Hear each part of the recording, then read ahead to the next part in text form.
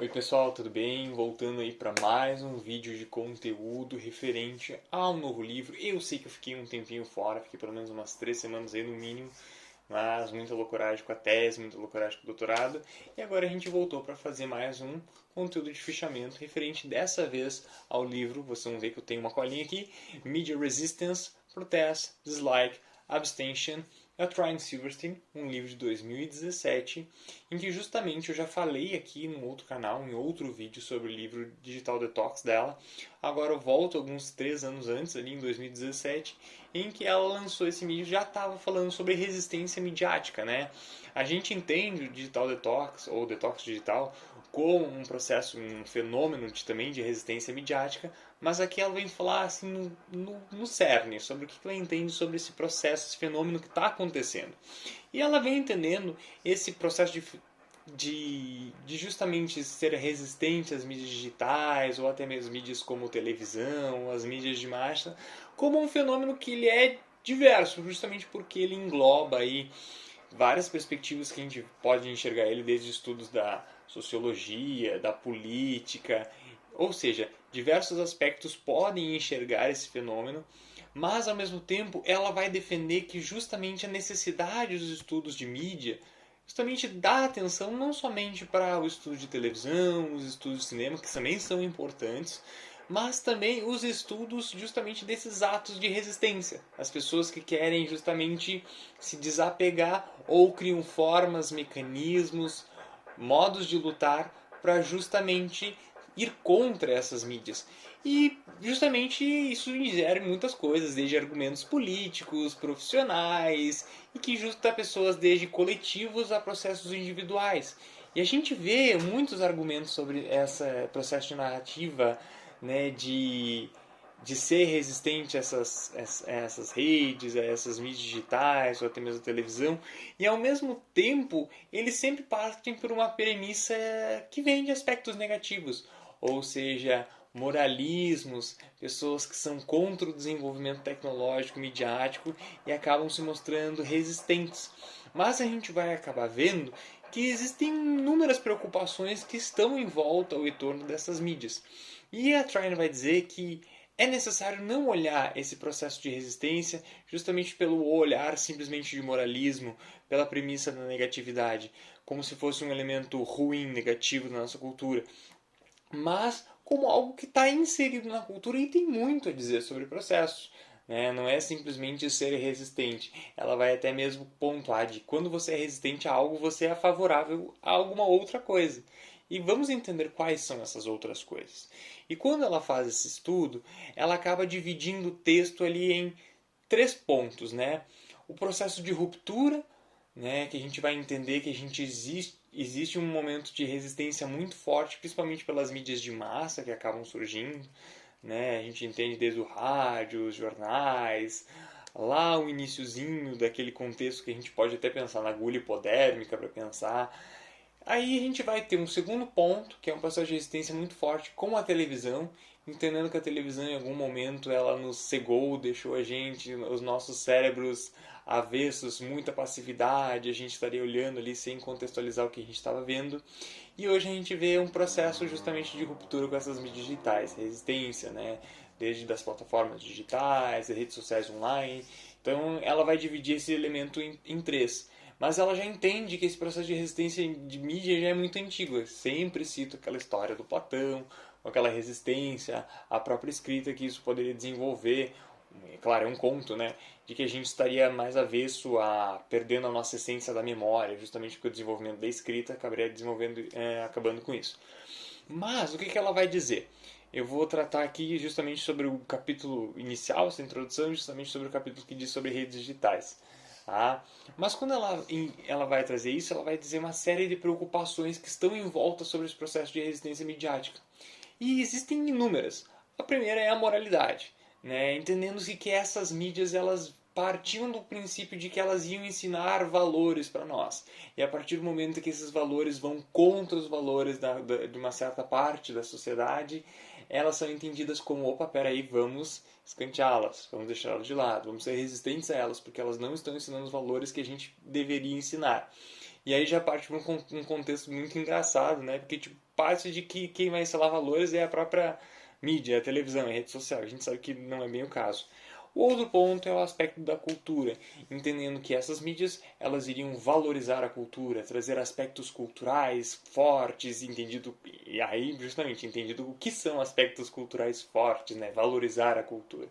E a partir do momento que entende que essas mídias estão desgastando a cultura, trazendo elementos empobrecidos, digamos assim, elas são vistas como marginalizadas, vamos deixá-las de lado, né? Outro ponto é o critério do iluminismo, aqui entendendo que como os grandes filósofos iluministas falaram que o ser humano ia se tornar o centro da questão, que a gente ia tornar cada vez mais livre, pertinente para dirigir as coisas que são da nossa vontade, para o nosso desenvolvimento social, cultural. E aí entende-se que as mídias falharam e elas estão indo contra todo esse processo, contra essa corrente. Então, deixa as mídias de lado mais uma vez. O processo de liberdade de imprensa. Entendeu-se que as mídias elas traíam um processo de liberdade de imprensa. Mas a partir do momento que elas estão trazendo mais fake news ou até mesmo estão ocultando a verdade, digamos assim, deixa as mídias de lado mais uma vez. O processo de senso de comunidade. Isso é um ponto que eu acho muito interessante, porque parte do princípio de que critérios como o próprio jornal, a televisão, as redes sociais, principalmente elas, estariam aproximando mais as pessoas, fazendo o diálogo acontecer, mas na verdade elas estão afastando as pessoas estão conversando mesmo, aspas.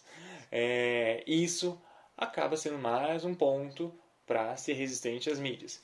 E por último, o próprio senso de saúde, né? Entendendo-se que o excesso no consumo dessas mídias estão nos fazendo mal. A gente acaba sendo passivo demais olhando televisão. Isso são os que algumas pessoas dizem, não estou dizendo aqui. A gente acaba ficando muito afetado pelo consumo excessivo de redes sociais, trazendo ansiedade, depressão. Bom, isso são alguns pontos que vêm a casar com esse critério da saúde, né? Essas preocupações. E esse conjunto de preocupações, eles são muito importantes para entender esses aspectos de resistência midiática, como estão inseridos na cultura. E como essas narrativas elas vêm trazer inúmeros aspectos para que cada vez mais as pessoas tendem a se afastar dessas tecnologias, dessas mídias.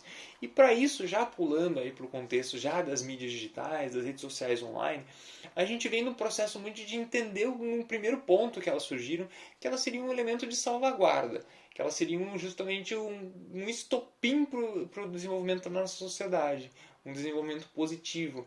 Mas a partir do momento em que se vê inúmeros casos, a gente tem aí Cambridge Analytica, processos que não são bacanas sendo atribuídos às mídias digitais, o excesso de um aumento no desenvolvimento de ansiedade, depressão por jovens, o aspecto negativo, esse lado negativo das mídias digitais sendo atribuído muito forte, a gente já começa a ver um processo de detox digital, até mesmo de resistência midiática às mídias digitais. E isso acontece muito porque se ressalta o aspecto negativo. Mas se a gente começa a ver muito a fundo, a gente vai ver que os aspectos positivos e os aspectos negativos, eles estão muito atrelados. Em alguns casos é muito difícil a gente dizer assim, tá, mas o que é positivo, o que é negativo aqui? Porque na verdade eles fazem parte de um conceito de consumo de mídia que é muito amplo. E que muitas pessoas que estão entrando agora nas mídias digitais vão dizer assim, poxa, mas isso é maravilhoso. E outros vão dizer, não, isso é péssimo, isso está me fazendo mal. Então é muito difícil a gente conseguir catalogar, dizer assim, o que é positivo e negativo nessa seara desse consumo. E o que a Trine Silverstein vai dizer? Ela vai dizer que tudo isso se passa, se perpetua num processo de conversa, aconselhamento, né, essa discussão pública sobre o papel das mídias digitais, que acontece muitas vezes entre os próprios indivíduos, os usuários que estão consumindo, e até mesmo um outro debate sobre autorregulação. Uma autorregulação que a gente pode pensar no nível político, dessas empresas se autorregulando, se mudando, assim, conceituando, aí, trazendo novas formas para atuar, e ao mesmo tempo uma autorregulação que também vem do próprio usuário, que vem justamente por parte dessa conversa. Bom, tá me fazendo mal, então o que eu posso fazer para não me fazer mal? O que eu posso? Eu preciso dessa rede social, não tem como sair dela, porque eu trabalho com isso, eu necessito disso para relacionamento. Então o que dá para fazer? Então, parte sobre essa ideia de autorregulação. E em algum dessas partes acaba vindo o contexto de narrativas de autoajuda.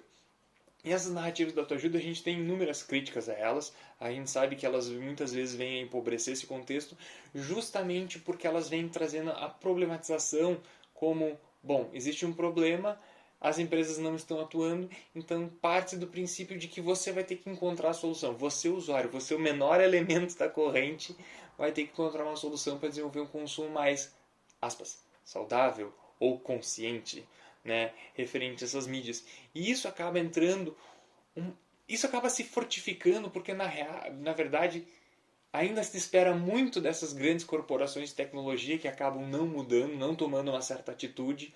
Então, no nível político, econômico, a gente vê que está em defasagem. Então, dentro desse setor, essas narrativas de autoajuda, elas vêm com muita força.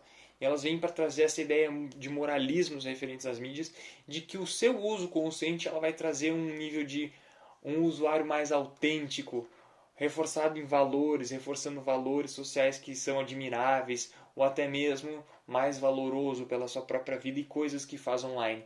Então isso acaba trazendo inúmeros processos que vem trazendo sobre essa para uma mídia que é muito invasiva. E o que você pode fazer? Como as maneiras que você pode se proteger. Mas dentro desse nível de proteção, acaba atribuindo mais uma vez o usuário é o que fica mais responsabilizado. Né? A gente vive um contexto de ampla conexão, a gente vê isso cada vez mais presente. E o que a gente pode fazer, né, para se libertar disso? Então isso é interessante. E esses pontos que a Trine Stevenson traz nesse livro são muito bacanas para a gente tentar contextualizar o momento que a gente vive em sociedade e entender que esse processo de resistência midiática ele não é ruim, mas ele está muito inserido, enraizado na cultura e só nisso ele já traz inúmeros aspectos. Esse é o vídeo de hoje. Eu vou trazer aqui, porque minha câmera já está trazendo falha ali, que ela já vai parar. Mas é sobre isso, pessoal. Espero que tenham gostado do conteúdo e eu pretendo voltar mais seguido aqui com o próximo vídeo. Valeu e tudo de bom para vocês.